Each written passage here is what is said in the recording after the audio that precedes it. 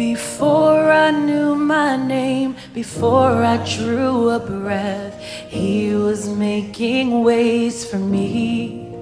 Nous venons de lire. Donc ce que je viens de lire, on a dit qu'il y a le 70 semaines de Daniel, je fais tout petit, il y a 7 semaines. Okay? Après, il y a 62 semaines. 62 semaines. Donc, les 7 semaines, c'est ce qu'on a annoncé. Ce qu'il y aura, depuis qu'on a commencé à annoncer que Jérusalem sera rebâtie, il y a 7 semaines. Ensuite, il y a 62 semaines. On donne le but même de 70 semaines pour expier le péché, oindre le Saint des Saints et tout le reste. À la fin de la 62e semaine, un oint sera retranché. Donc là, nous disons que c'est la mort et la résurrection de Jésus-Christ. J'ai expliqué l'arrêt au travers de Luc, chapitre verset 8.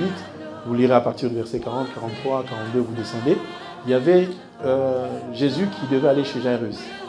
En allant chez Jairus avait une fille de 12 ans qui mourait, qui était malade, que Jésus devait aller ressusciter. Pendant qu'il y allait, il y a une femme atteinte de perte de sang de 12 ans qui est venue toucher Jésus.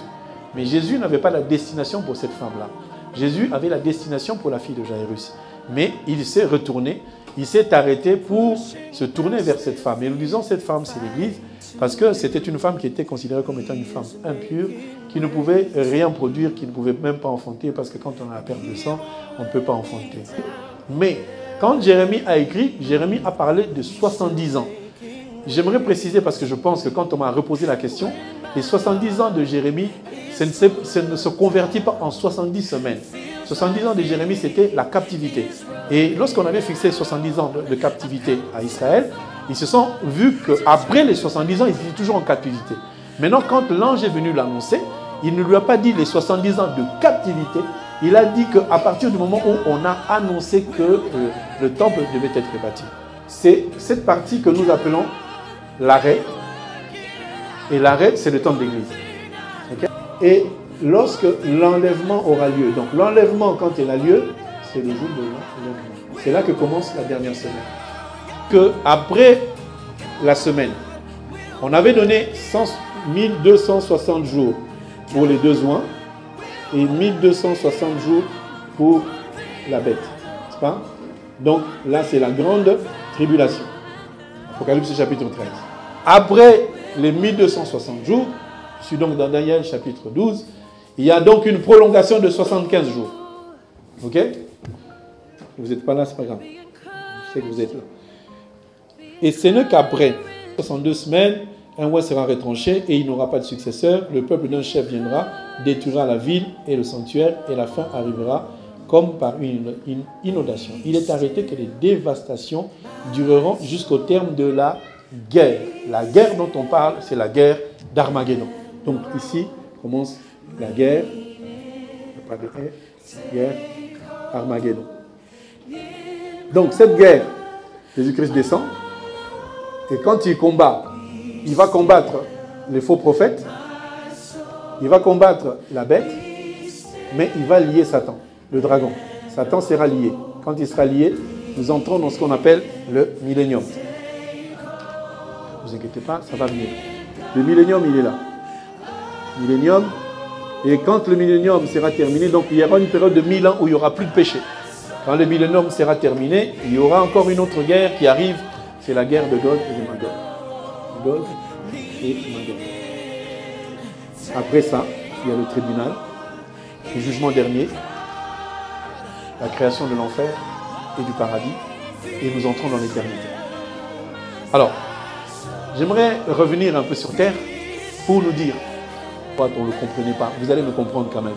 Laissez-moi me conduire ces chars comme ça, et à la fin vous allez comprendre. 1 Thessaloniciens chapitre 4, verset 13, nous dit ceci. Nous ne voulons pas, frères, que vous soyez dans l'ignorance au sujet de ceux qui dorment, afin que vous ne vous affligez pas comme les autres qui n'ont point d'espérance. Car si nous croyons que Jésus est mort et qu'il est ressuscité, croyons aussi que Dieu ramènera par Jésus et avec lui ceux qui sont morts. Donc ceux qui sont morts en Jésus, on ne dit pas qu'ils sont morts, on dit qu'ils dorment. Si vous lisez bien la Bible, vous allez voir que la plupart de ceux qui étaient des patriarches, on ne dit pas qu'ils sont morts, on dit qu'ils se reposent auprès de Satan. Donc, bien aimé, la mort arrive. L'enlèvement aussi, c'est pas dans pas longtemps. La Bible nous montre que, à un signal donné, si vous avez la version Darby, vous allez voir, c'est marqué cri de commandement. Quelqu'un a Darby ce matin? Lisez Darby. On parle de cri de commandement.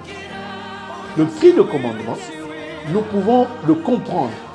Quand Jésus est mort à la croix, la Bible montre qu'il a poussé un cri. Ça doit être Matthieu chapitre 27. Si on peut me chercher ce verset, Matthieu chapitre 27. Vous allez voir que quand il a rendu là, il a poussé un cri. Et tout de suite après, comme on peut dire tout de suite après, c'est pas vraiment tout de suite après, les morts qui étaient morts au temps sont ressuscités. On les a vus marcher. Ils sont sortis des tombeaux. Et on les a vus marcher. Imagine-toi la personne qui était morte et sa femme s'est mariée. Le gars, il est revenu dans la vie. Il va chez lui maintenant, il va frapper à la maison. Bien sûr, parce que je crois en la parole. La parole te transforme, fait de toi un saint. Mais un saint qui peut perdre aussi le salut. Le salut, ce n'est pas acquis en disant, moi je suis sauvé, maintenant je suis pasteur. Même moi, je me bats tous les jours pour ne pas perdre mon salut. Parce que les choses qui peuvent nous faire perdre du salut, il y en a tellement. La chose la plus principale que moi je connais, depuis que je commence à servir Dieu, c'est la colère. Bien aimé, imagine à cause de ta colère. Mais un brin de colère, tu rates le ciel parce que quelqu'un t'a dit du mal.